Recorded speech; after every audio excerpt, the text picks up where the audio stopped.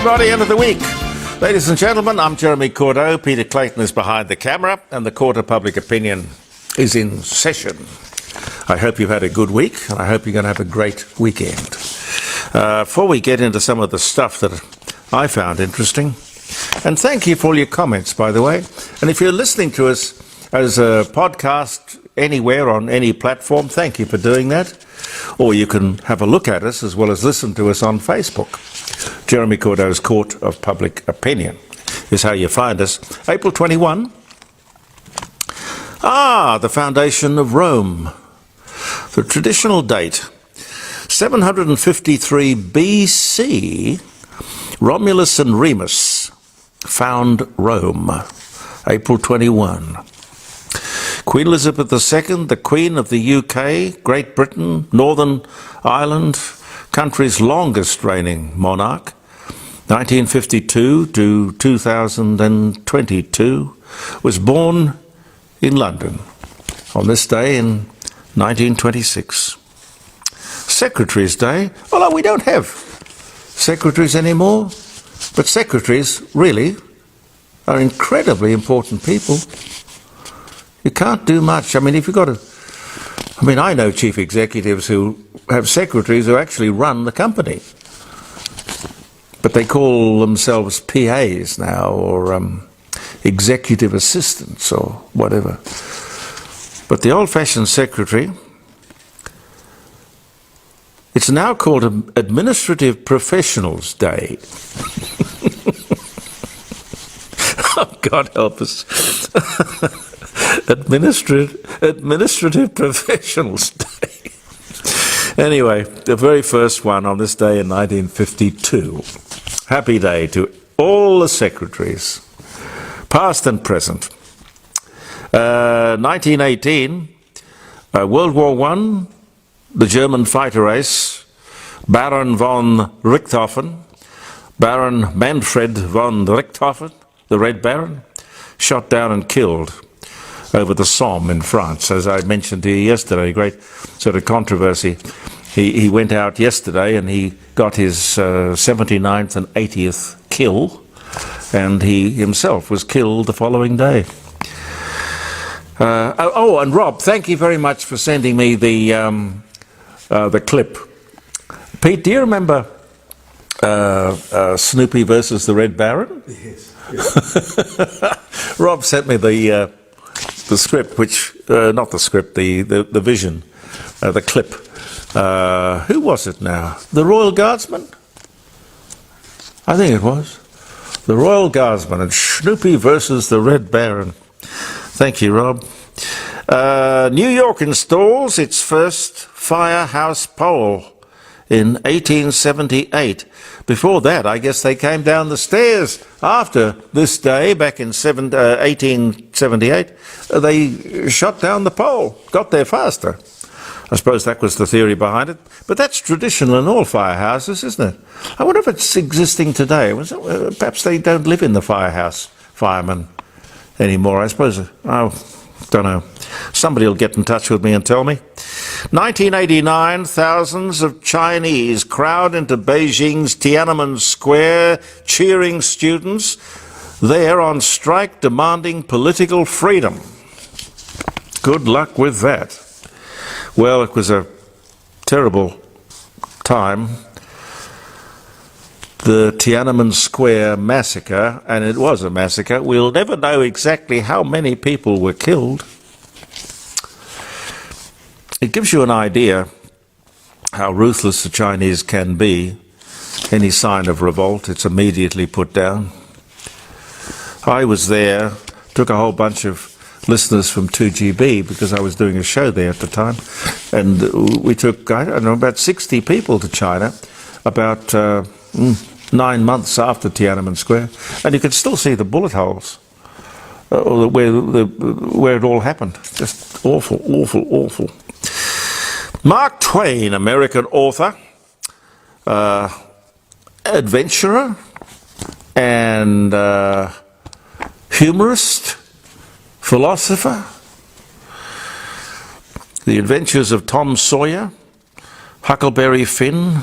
Anyway, he dies at 74.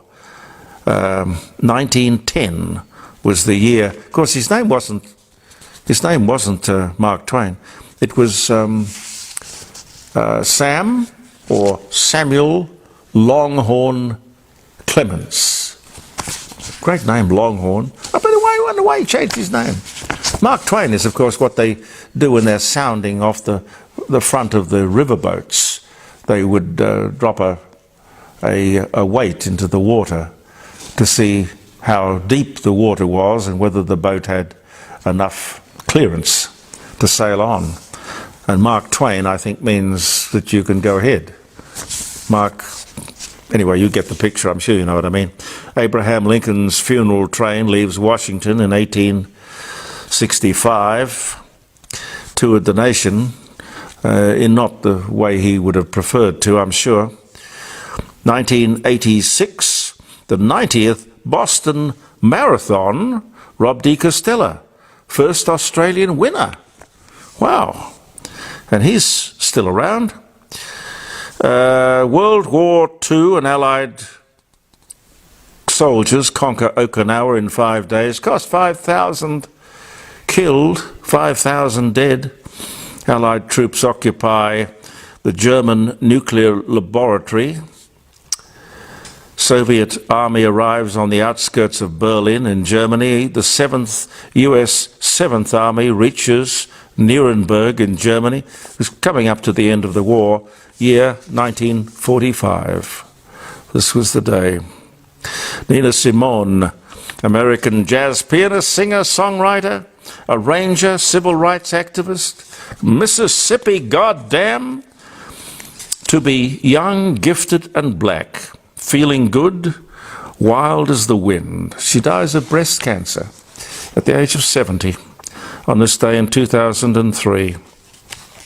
Olympic gold winning decathlon athlete Bruce Jenner. Now this is complicated. 1991, I don't mean to confuse the day, but 1991, this was the day when Bruce Jenner, Olympic gold medal winner, who is now Caitlyn Jenner, weds Kris Kardashian in Bel Air in Los Angeles. So I take it that Bruce was a boy when he married Kris Kardashian, and then decided that he wanted to be a girl. I can't imagine why Kris Kardashian would have put him off being a male to that extent. Pete, do you make any sense of that? It happened to me once. What do you mean it happened to you once? No. I don't believe you. I really don't. Anyway, let's get on with the stuff of the day. I heard a rumour, I think it was yesterday morning, that Toyota had invented a new biofuel which has emissions 70% less than conventional fuel. Now that's something. 70% less than conventional fuel. But you've got to remember Toyota are very big producers of electric cars. I don't know what you call that. Having a bet each way, maybe? A teacher in England at an expensive private girls' school has been forced to apologise for saying, "Good afternoon, girls." The teacher has claimed that she was forced to apologise to pupils at a private girls' school for calling them girls. Bruce Jenner comes to mind. I don't know. After the incident, which happened at a £20,000 a year school, the pupils allegedly complained and staged a protest.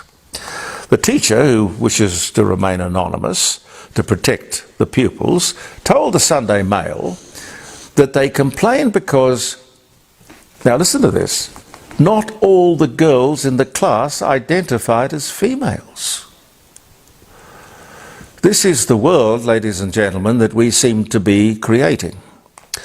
We worry about the woke, politically correct, while producing, as I said yesterday, a generation of people who can't read or write. Why are we allowing this nonsense to go on? And just on that subject, Pete, where did you find this? Yeah, a friend sent it to me.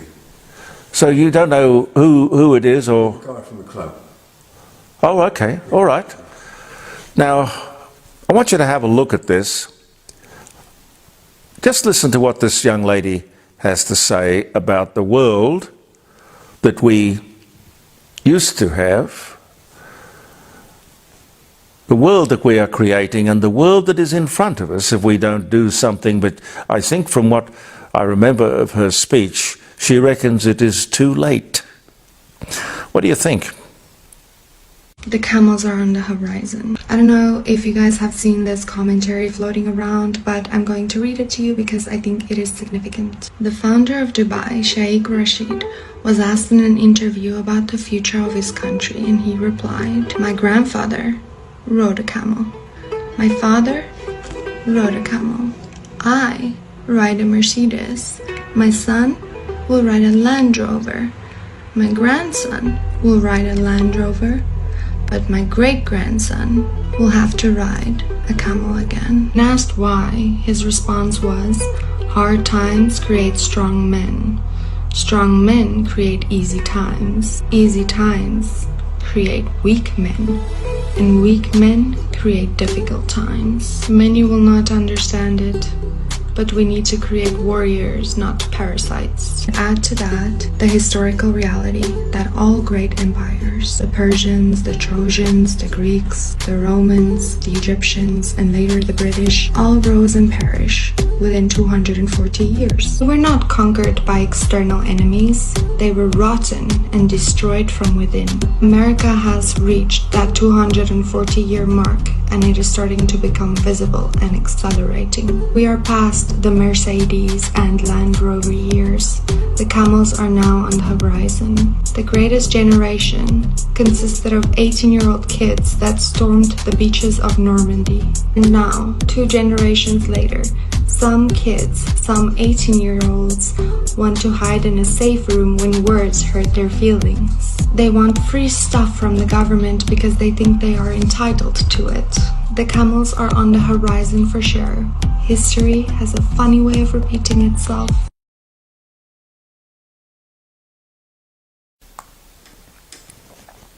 I think that's really worthwhile, Pete. Yes, definitely. Last week across the country, more than 25,000 new cases of COVID-19. Fewer people in hospital, however, and that's good news. Lots of kids affected. This COVID thing is going to be around for a long time, I'm afraid.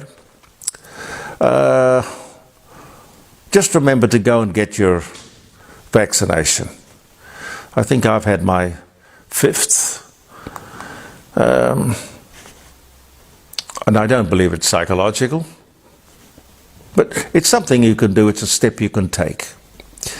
Now, you might have seen the other day that Father Bob Maguire, marvellous man, great humanitarian, he was told, and I'm not sure how many days ago it was, probably 3 days ago I saw it, he'd been told that he was no longer fit to control or run his charitable foundation, which has done immeasurable good.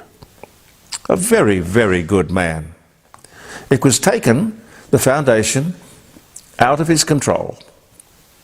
I gather he wasn't going to go quietly. Anyway, I see now, sadly, yesterday, it was announced that he had died. He was 83. I can't help wondering if that man died of a broken heart. I remember him coming on my program many times, and we talked about all sorts of things. I mean, he used to call me comrade. Call people comrade or mate. But, I mean, comrade is a word synonymous with communism, but if Father Bob was a communist, It's the best thing that ever happened to communism. And very sad news that Barry Humphries has been readmitted to hospital. He had a hip replacement which didn't go well, and he tripped on a rug at his home. Anyway, the 89-year-old iconic Australian is now very seriously ill. I've always been in awe of Barry Humphries, a great and original talent. I never missed an opportunity to have him on the program. He was the most amazing guest. He did research. He did research so that he could better send you up. You know, he knew how many kids you had, what their names were, what your wife's name was, where you lived, any little characteristics you had. I'll always remember how kind he was to me when, among others, he rang me on the day after 5AA sacked me to tell me what he thought of the radio station. Rang me all the way from London. I very much appreciated that. I would never forget his support, and indeed others. In thinking about him and talking about him, there's not much there now of what it was. It's now a rugby pub these days, but back when they renovated or re-renovated the Earl of Aberdeen in Pulteney Street here in Adelaide, Dame Edna did the grand opening. And a wonderful night, a fantastic night. There were so many stories. Barry, we wish you well, sincerely. We wish you a very speedy recovery. Marvellous man that you are. Budget's going to be handed down in a few weeks. Now that is going to be interesting. It is going to be a very interesting document. Well, speaking of the economy, a pretty big day yesterday for Australian finances. The biggest shake-up of the RBA, the Reserve Bank of Australia, in decades.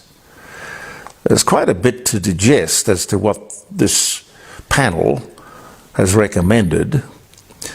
But what they say, just to give you the bare bones if you haven't come across it, they want a separate group of so-called experts who will be deciding on interest rate movements. In effect, two boards. So that's two sets of salaries we have to pay. Anyway, in effect, two boards. One to run the bank and one to analyse the economy and set the interest rates. They want more transparency. That's good. Fewer meetings, 8 meetings a year instead of 11. Greater use of plain English. Another recommendation is that much more emphasis be given to achieve full or fuller employment. And basically, you know, when you look at it, it's all good, because all the arrangements we have and the institutions and conventions we have should be reviewed regularly, just to make sure that we're getting the service, the decisions, and the best outcomes that we can. In other words, just checking to see that everything is working. And that's important. And just on the subject of the Reserve Bank, before I say goodbye and wish you a happy weekend, there's always great emphasis on the effect of interest rates on mortgages and housing and rentals. It's always the big thing, it's what people talk about. But it surprises me, however, that really, when you look at it and check out the facts, only a third of us has a mortgage. Only a third. A good chunk of the remaining 2/3 are self-funded retirees who rather like the idea of high interest rates or higher interest rates. I got a mortgage, but good luck to all those smart people who are, well, smart enough not to have one. And quickly, I'll leave you with this, which I find quite disturbing. Don't mean to muck up your weekend. But the Victorian corruption watchdog has found some alarming things wrong with the way that a contract was awarded to a union company linked to the Labour Party. For a start, no open tender. Was this corruption? Well, it involved public money, $1.2 million, with a promise of a further $2 million down the track.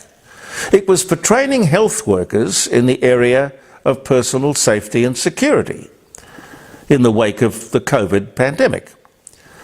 But why would you not have a competitive tender?